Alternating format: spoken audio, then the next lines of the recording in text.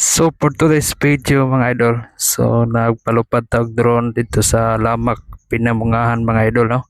So tuan ning agikan ko galuginsan, so gilaras din nato dito paingon sa Pinamungahan kay natin nakita nga picture mga idol nga na ako noy nagtumpag dito nya, dagko ko kay bato na ali sa kalsada mo tatong gisusi. Giadto nato dayon gilarasan din nato dito mga idol ug sa dihang pag-abot nato dito, so sa tulo nakita kining dako king bato, duha ka buok, nay usa ka buok bato kining dako kasta nga muranik buhi nga bato mga idol. So mao na to ang paluparan dayon nato.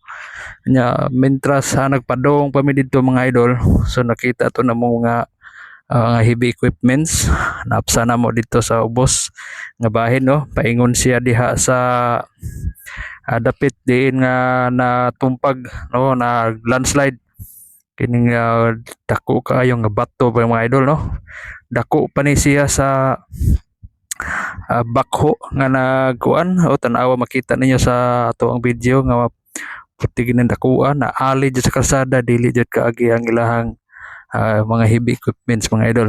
So mao ni gipaluparan nato ang dihan dapita, so makita gid ninyo nga dili jud maagian. So karon pagka gikan ni ani ato ang pag palupad sa drone, dili pa jud ni maagian ang mao nga dapit. So mao to nga nagpaabot pagid ang mga tao dinha, no, ang mga kuan ang stranded. So katong mga biyahero diha nga moagi dihang dapita padong sa Bunga, Toledo. So ayala sa jud mo pag taak karong mga orasa, karong adlaw kay murag dili jud ni madala karong adlaw siguro mga idol, no.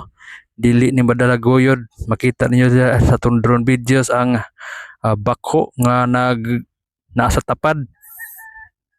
Bisan iya ning guruyon, dili siguro di jud ni siya madaog iputin dakuha.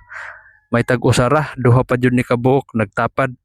Unya mga idol, no, makita na to diha ang ato ang mga LGU nga nagpadong sila dito kay padong na to sila mag-rescue.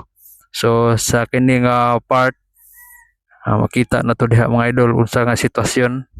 Suskuyo kay mga idol, no, kay naadyoy balay diha tapad, oh. Makita na yun ang balay. So gamay laging ligid ani padung gini siyang balay, no.